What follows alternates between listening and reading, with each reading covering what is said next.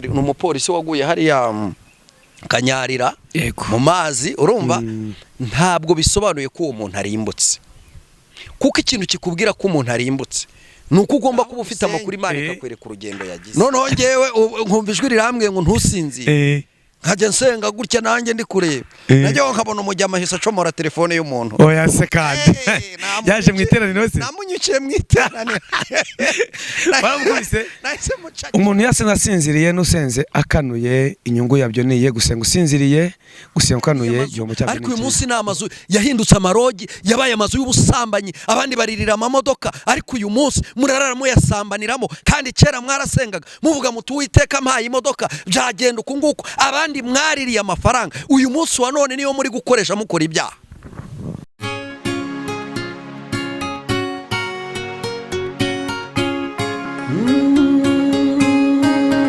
Emana we Yesu we ingoma yawe ni amamare Kronye tubasuye tubabwiye ngo amahoro y'Imana abane namwe katurwe azuba iburengerazuba amajyepfo amajyaruguru reka tubwire abari mu girwa tubabwire ngo imigisha y'Imana babonekeho reka tubwire East Africa yose tubabwiye ngo turabakunda cyane reka tubwire diaspora tuzibwire ngo Imana ihire imigisha amaboko yanyu kandi Imana ihire amaboko yanyu hanyuma aha nimba utarakora subscribe ku Mani Ntare TV wabarakererewe fata isegonda rimwe ryonyine gusa rahagije kuri subscribe share comment kandi bizadutera gukora cyane itekerezo byawe inyunganizi yawe turabikunda cyane bigatuma dukora cyane kugira ngo bigende neza hanyuma kongeye kugirwa amahirwe ko umukozi w'Imana turakwakira umukozi w'Imana yego murakoze cyane amahoro y'Imana abane natwe ibihe byose umeze neza ndashima Imana ubwo mwamahoro yego Imana yabwo icubahiro hanyuma reka tutangire wibwira abakunzi bacu yego bamaze kumenya ni Pascal Yeremiya yego ubwo hari impamvu mvuga ayo mazina yombi kandi yose ari amakristo ubwo abanzi nka Yeremiya mu murimo w'Imana cyane cyane kare ryo zina abantu banziho abanzi nka Pascal kuri gakondo hariya mwese nimugubwe neza ningewe yego ariko ba Yeremiya uhamagara nk'uwa Yeremiya yego uhamagara Yeremiya kugoye cyane uragoye umuhamagaro wa Yeremiya uragoye mbese ingorane zose muzi Yeremiya yaciyemo nanjye nzicamo kubaho ntanzu kubaho inzara simbayeho ntanzu ariko nyine turimo turareba urugendo rwa Yeremiya urumva Imana babazwa kubw'umurimo w'Imana ijya kumusohora mu rusengero nuko yabaga mu rusengero ikamujyana mu ishyamba ijya kumwereka uburyo ikibindi mu bunge mu bibindi hanyuma urumva ko afite ingingo zishaka kubwira Imana ati bigenze gutya bigende gutya mva bwari ubuzima bugoye cyane ariko Imana iteye ubwoba amen irindira umuntu mu buzima bugoye ikanarindira umuntu mu buzima bworoshye burya no mu buzima bworoshye urapfa urababazwa kuko uzumva umuntu ngo yaguye muri dushe yego buriya uzi ko hari abantu bagwa muri dushe kubw'impanuka hakaba n'abandi bagwayo kubwo kwirya kwirata hari umugabo wacu witwaga Niryayo ngo amobere nagukundaga ngo ariko ranzo uraboze aracyababarya okay ni byiza cyane karagaciyemo twakira utangira usenga Imana kugira ngo twinjire mu kiganiro neza mu izina rya Yesu Kristo rifite ubutware n'imbaraga tugushimiye ko wabanye natwe amina basoje yes Imana namwe hanyuma ndagira ngo dusobanurire giye gutangira nkubaza ibibazo nta kibazo ngo tuze kwakira abakunzi bacu kuko Mani Ntare TV nabo bari hano kuri no microphone nabo babaza ukoze cyane umbajije ikibazo kiza cyane ariko burakira nakomeye kuko kiraza kumvwa n'abanyamwuka ubundi bisanzwe umuntu uzasanga abantu basenga basinziriye nujya kubona ubona abandi barasenga bakanuye uzi impamvu umuntu asenga asinziriye ni ukugira ngo atagira ikintu gitambuka kikamukura mu mavuta hatagira ikimurangaza noneho bari abantu basenga bakanuye simbaciriye urubanza baba biyizeye ko nta kintu kiri bubakure mu mavuta kuko ntidusenga umuzenguruko se ntabwo uzi ko tuba dusenga tukazenguruka Kigali yose yego nese twayizenguruka dusinziriye oya ahubwo impamvu rimwe na rimwe ubundi umuntu asenga asinziriye reka ngoye nk'urugero imyambarire iri mu nzu y'Imana mu bantu bagiye gusenga ntabwo ikwiye gutuma umuntu asenga kano. Oya se kandi kubera ikisi ibirangaza biri mu cyumba cy'amasengesho ntabwo bikwiye gutuma usenga kano. Oya se kandi kubera ikisi urumva hari ukuntu muri gusenga noneho umuntu wakaba afite ukundi ari gusenga cyangwa afite geste iminwa y'ibirimo cyangwa amaboko yaje tageti avuga ati byo gushiduka wasetse.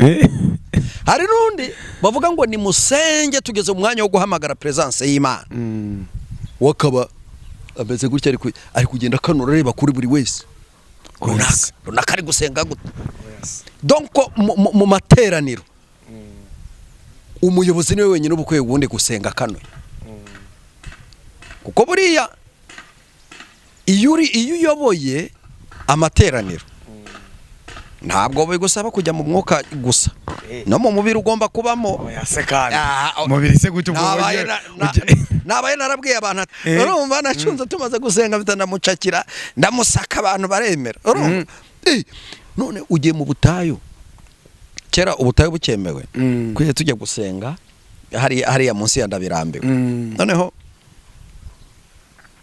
abantu bose urumva twageraga saa 8 saa 9 abantu bose nkabwira nti mwese ni muryame mwubitsinda kugira ngo ataza kugira uwumva agacabuka cyangwa ureba umuntu agenda narangiza abe yaduteza ibibazo. None abantu bose baryama bubitsinda ndavuga ni buri wese aririra Imana kuko ngiye burayo turi gusenga twajyanye no gusenga sinshobora ngiye kukuramburaho ibiganza oya ndasenga naheza nkabwira ntu none ubwo tugera mu mwanya wo gutandukana buri wese akiririra ubwe Imana ikuruka ikavugana nawe cyangwa se ikanamusubiza. Yego none nge ndahagarara bari abantu benshi ngiye kwambona amatoroshi amanutse igiheka mbona yandi amanutse hejuru Ndabirambiwe mbona yandi aturutse ku Gisozi mbona yatogose nahise mbwira abantu twari turi kumurabwa ntumva rero tujye mwakaragahuro twagendesheje inda tujya mu gahuro handi twari turi kuko hari umuntu wari wahitabiye telefone barahageze baratubura baradushakisha baratubura bahanahanya amakuru bwakeye tukirimo rwose turataha. Buriya rero gusenga ukanuye nabyo bigira umumaro ariko wiyizeye ko nta kiri bukurangaza. Yes ari n'umupasiteri nageze mbaza arambwira ngo gusenga ukanuye ngo ni rya jambo Yesu avuze ngo mube maso. Nukubeshya umuntu aba maso mu mwuka none se Imana yakubwiye ngo ba maso nyine kuba maso aya maso y'umubiri ntabwo yareba ikiri inyuma y'iriya nzu ariko njewe nimba maso mu buryo bw'umwuka kuvuga ngo ninsenga cyane Imana irampa ubutware irampa ubushobozi bwo kureba n'ikiri inyuma y'iriya nzu. None se umuntu ntusengana nawe ari muri Amerika Imana ikakwereka ibiri mu rugo rwe ariko se amaso y'umuntu atanareba Nyabugogo twicaye aha ntabwo bishoboka. Rero kuba maso ni ukuba maso mu mwuka. Amagambo menshi ari muri Bibiliya bayasoma mu Kinyarwanda ariko agomba gusobanuka mu mwuka. Ni amagambo yo mu mwuka. None se Bibiliya ni umubiri ntinyemo. Twihuse ikindi kibazo kindi kugira ngo tukwakire kuri uyu muntu ajya gusenga ajya mu butayu akagwayo ubugingo abona cyangwa nta bugingo yabona. Mbo Imana igira uko yica abantu. Igihe cyo gupfa cy'umuntu yo cyageze Imana ifata abamarayika bamurindaga. Urabona iyo umuntu avutse Imana ishyiraho abamarayika bo kumurinda. Abo bamarayika rero harimo abamurinda ibyago, abamurinda ingorane, abamurinda urupfu, abamurinda inzara, abamurinda uburwayi, abamurinda kwambara ubusa. Ni abamarayika benshi, buri mumarayika afite serivisi akora ku muntu. Noneho rero uwo mumarayika urinda ku muntu imurinda urupfu igihe cyo gupfa cyageze, ikintu Imana ikora ya isaba raporo.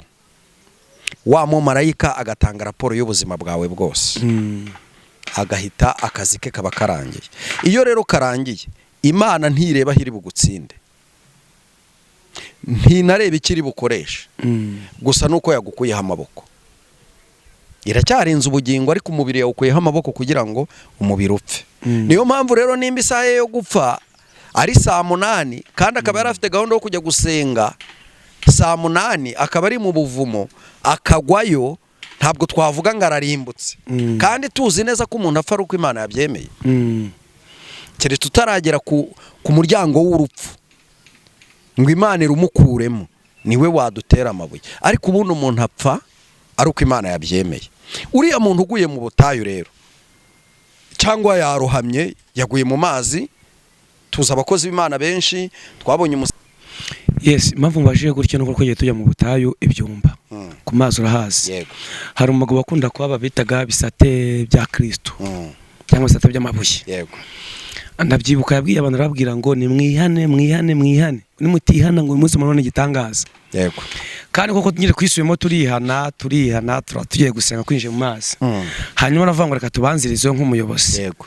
Atubanziriza ararigita. Turamushaka turamubura kandi ahise avanamo nyine urupfu rwe rwahise bigenda nyine gutyo ahita arapfa. Niyo mpamvu namajije ngo hari benshi bavuga ngo mu butayu umuntu wagwe mu butayu nta bugingo abona.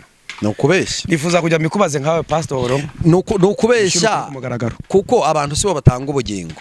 None se reka nkubaze Theo, nimba waguye mu butayu yagiye gusenga adafite ubugingo, uwaguye mu mpanuka niwe ubufite, yari yigendeye. Ese uwaguye mu byuma kwa muganga we niwe ubufite? Ibyo byose ni inyigisho z'ubuyobe abantu bajya bagira. Ubundi ubugingo ntaho. None se reka nkwereke, Imana yitwararika ubugingo kurenza umubiri. Niyo mpamvu ititaye ku rupfu wapfuyemo. Kuko umuntu yakorera Imana yambaye ubusa kandi akayivugira abantu bakihana. Yego. Uzi ko umuntu ashobora gukorera Imana akamara imyaka 10 avugira Imana ariko nta byo kurya agira, atagera naho kuryama, kandi ababwira Imana bafite ibyo kurya banamena ibindi. Nakubwiye nyine ni wamuhamagara nyine izina Yeremiya naritinyemo. Nicyo kikwereka ko Imana itajya yitwararika umubiri wacu uyu nguyu mubona.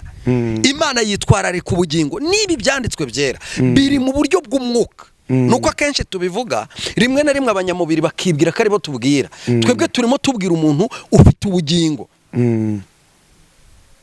Kandi ufite uwo mwana niwe ufite nuko umuntu ufite umwuka wera niwe umuntu ugomba kumenya ibi bintu. Na Bibiliya abapagani badukubitisha, barayidukubitisha ariko baba bari gukora icyaha. Kuko Bibiliya ntiyanditse mu buryo bw'umubiri, Bibiliya yanditse mu buryo bw'ubugingo, mu buryo bw'umwuka. Iby'umwuka rero bimenywa n'abanyamwuka. Sinzi impamvu abantu bakumva ko kuba umuntu yanyereye akagwa yatunguranye. Hari n'abajya bavuga ngo waguye mu mpanuka ntabone ijuru. Marayika ari cyo ushoboye gupfa uyu munsi. Marayika yaratanze raporo mu minsi 3 yarangiye. Yego. Nimba yaratanze raporo mu minsi 3 yarangiye, ibindi uzakora mu nyuma ya minsi 3, muri ya minsi 3 Imana ntibibara kuko raporo yamaze gutangwa. Reka nguhe urugero kugira ngo abantu baze kubyumva neza. Yego. Nimba nshinze icyumba cy'amasengesho nkaba nashyizeho gahunda yo kujya dutangira saa 3 zuzuye. Okay. Yego. Kozi Imana. Yego. Nakubaje ibibazo byinshi cyane rero kandi none tukwakire. Yego. Tugeze iki Imana gutumye. Urakoze cyane, Imana amahoro iguhereze umugisha. Ndagira ngo tuganire ku ijambo ry'Imana. Uraza kumfasha kunsomera mu Itangiriro igice cya 6. Urasoma umurongo wa 6 tuze kugeza ku 8. Itangira ibice 6 umurongo wa 6 kugeza ku 8. Haravuga ngo Uwiteka yicuza yuko yaremye abantu. Imana idutabare. Ahangaha uretse gato ugenda gakeya. Ahangaha ijambo riravuze ngo Uwiteka yicuza impamvu yaremye abantu. Sibyo? Yego. Niyihe mpamvu itumye Imana yicuza? Ubu ni Imana yaremye umuntu ngo azabeho, ayiramye, ayumvire, ayubahe, ayikorere. Ariko tugeze ku rwego Imana yicuza. None ntabwo iri kubwira abandi bo mu Itangiriro. Irimo irabwira iyi generation yacu. Imana iri kwicuza impamvu yakuremye. Ese ni iki gitumye Imana yicuza? Komeza. Yego, bituma yicuza impamvu yaremye umuntu. igira agahinda mu mutima. Imana igira agahinda, Imana irababaye kubw'abantu bayo, kubw'abantu bamaze gutakaza umwimerere, kubw'abantu badakeneye kuba mu nzu yayo. Inzu yayo mvuga ni agakiza, kubw'abantu badakeneye kuyikora mu kuri no mu mwuka. Imana ibabaye kubw'ubwesikoro, Imana ibabaye kubw'abahanuzi b'ibinyoma, Imana ibabaye kubw'abapasiteri b'abesikoro. Imana irababaye ndetse igeze ku rwego rwo kwicuza icyatumye ikurema. Imana igeze ku rwego rwo kwicuza icyatumye ikubona ukabaho. Karindwi aravuga ngo Uwiteka aravuga ati nzarimbura abantu. Noneho nyuma yo kwicuza, nyuma y'umubabaro mu nteye, bana b'abantu nzarimbura abantu. Iyo ni Imana ibivuze. naremye mu isi ndetse mu isi yose, uhereye ku muntu n'inyamaswa. Aho handi ikintu bishatse kuvuga ni igiki?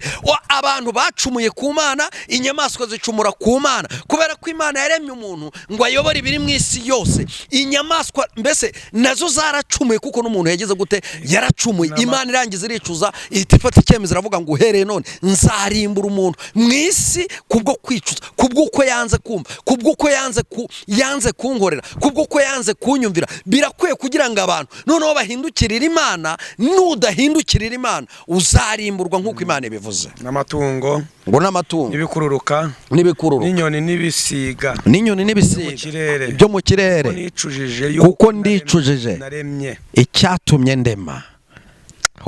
Imana idutabare cyane. Umunani aravuga ngo ariko Nowa agira umugisha ku Uwiteka. Mwakire neza ijambo ry'Imana. Amen. Haleluya. Imana yo mu ijuru ishimwe. Imana irangije iritegereza, ireba imikorere ya muntu, ireba imivugire ya muntu, ireba imyumvire ya muntu, ireba amahitamo ya muntu. Irangije iricuza, ifata icyemezo, iravuga ngo ubwo umwana w'umuntu yanze kumva. Ijambo ry'Imana rirongera rikavuga ngo nimwanga mukagoma, inkota y'Uwiteka izabarya. Nta kabuza tuzabivuga, kandi n'Imana nayo izabikora. Ndetse no muri icyo gihe yarabikoze. Ngo ariko ngo Nowa ngagirira umugisha ku Uwiteka. Nowa uri kubwirwa ninde? Nuwamaze kubona neza ko yaciye mu nzira itari nziza, nuwamaze kumenya ibyaha bye, nuwamaze kumenya ko yahabiye kure, yarangiza akagarukira Uwiteka. Iyo ugarukiye Imana nayo irakugarukira. Imana iricuza, irangije ifata icyemezo cyo kurimbura umuntu. Ngo ariko Nowa agirira umugisha ku Uwiteka. Haleluya. Nowa yabayeho yumvira.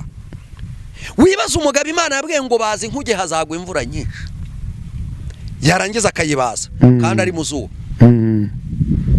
Nowa yaranzwe no kumvira, Nowa arangwa no kudashidikanya, Nowa arangwa no kwizera Imana. Niyo mpamvu ngo yagiriye umugisha ku Uwiteka. Ntabwo uzagirira umugisha ku Uwiteka n'ubugome bwawe, ntuzagirira umugisha ku Uwiteka n'ubugambanyi bwawe. Ntabwo wagirira umugisha ku Uwiteka kandi ugoreka ibyanditswe byera. Ntabwo wagirira umugisha ku Uwiteka urimo wicira abantu kurwara bakoreye Imana. Ngo ariko Nowa yumvira Uwiteka. Haleluya. Ariko ijambo ry'Imana riravuga ngo haleluya, nkwiye gukora umurimo wantumye hakiri kare, hakiri ku manywa. Imana irimo iravugana nawe. Amen. Ngo garukira Uwiteka nawe arakugarukira. Amen. Hindukira kuko Imana irimo iricuza. Haleluya. Imana iricuza ingo nziza yabahaye, mwarangiza mukaba mwarazihinduye, mukazihindura mbese navuga gute, bazihinduye ibibuga byo kurwaniramo, mbese Imana iguhaye umugabo mwiza wo kumwubaha, wamuhinduye amashweka, umuhindura itundiro, umuhindura ikigoryi, umuhindura ikiburaburyo. Imana irababaye kubw'ineza yagiriye abana b'abantu. Imana ibabazwa cyane n'ubwiza yaguhaye bwahindutse ubwo gusenya ingo z'abandi. Ubwiza yaguhaye bwahindutse ubwo kukurimbura. Ubwiza yaguhaye bwahindutse ubwo kwibona. Imana yakugiriye neza, iguha ubwenge, iguha amaboko, iguha amaguru, iguha kumenya, iguha kwiga. Aho kugira umumaro mu gihe gisa nk'iki, niwe wa mbere wo gutukisha Imana. Imana irababaye. Ngo ariko nzarimbura isi, ngo ariko nzarimbura igihumeka cyose, ngo ndetse ngo nzarimbura n'inyamaswa zose. Yego. Wibwira ko se mu bazarimbuka, wibwira ko mu Imana izarimbura ingirwa abapasiteri zitarimo, ingirwa abahanuzi murimo, kandi muri iyi si Imana izabarimbura. No, ntabwo Imana inezerewe na gatoya, kuko Imana irimo iricuza. kandi ngo nibisiga n'ibikururuka byose byo mu kirere ni byose ngo yaricujije. yaricujije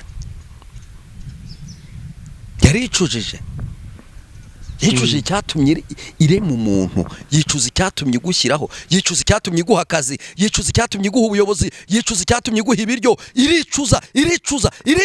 hunga umujinya w'Imana, kuko Imana irimo iricuza icyatumye ikurema. donc icyo yakuremeye si icyo ukora.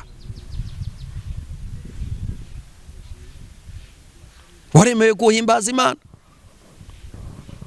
uremerwa gukorera Imana. Imana iguha akazi kugira ngo ugire umumaro, Imana iguha imibereho kugira ngo ugire umumaro. benshi Imana irababaye,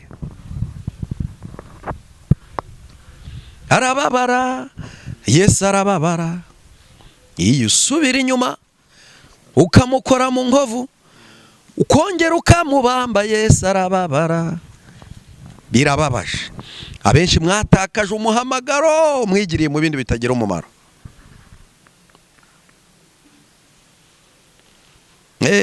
njya nkunda kuvuga ngo gasamunyiga kari kamenyereye gusurira mu bantu, abantu bose bagahita biruka, kasurira mu nyamaswa zikiruka. umunsi umwe kigira inama ngo kajya ku ibuye rinini cyane, ngo urutare runini rurerure, ngo kararusurira rurangije ntirwanyeganyega, karahindukira karavuga ngo nubwo utanyeganyeza ariko wumvise, nubwo mubyirenza ariko murabyumva. iki gihe ntabwo ari igihe cyo kwifata uko tutari, si igihe cyo kwivanga n'abatarakebwe, ni igihe cyo kwimenya wowe ubwawe, ukamenya ibyo ugomba gukora, ukamenya n'icyo ukwiye gukorera Imana, kuko Imana irimo yicuza. ntabwo ngo iricuza ku rugo yaguhaye, Imana iricuza ku mafaranga yaguhaye, Imana iricuza ku nzu yaguhaye, Imana iricuza ku mugabo yaguhaye, Imana ikicuza ku mugore yaguhaye, Imana iricuza ku kazi, Imana iricuza ku cyizere yakugiriye. mwana w'umuntu, ko Imana yakugiriye neza, niki gitumye ukora Imana mu jisho ukagera no ku rwego rwo kuyangisha abandi? Imana iricujije, kandi nyuma yo kwicuza izarimbura. ariko Nowa we ngagirira umugisha ku Uwiteka. Nowa rero nuwemeye akamenya ko ari umunyabyaha, yarangiza agahindukira Uwiteka, nawe akamuhindukirira. murakoze rero, ni iryo jambo Imana yantumye kugira ngo tuganire. Imana iguhereze umugisha. tubwiye amagambo meza, amagambo y'ubwenge. ku munyabwenge yumvireho. yego, munyabwenge yumvireho, kandi wo kumva burayumvisha. yego. hanyuma nk'umuntu ushobora kuvuga ati ashaka ko musengana, ushobora kubakugisha nk'inama, yakubona gute? ni 0723 02 871. ibisigaye Yesu aduhana umugisha.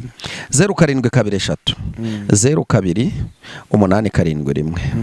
murakoze cyane, Imana iguhereze umugisha. asante sana. murakoze. katubwira utarakora subscribe, share, comment ku Mana Ihari TV kugira ngo birusheho kugenda neza. murakoze. ciao ciao.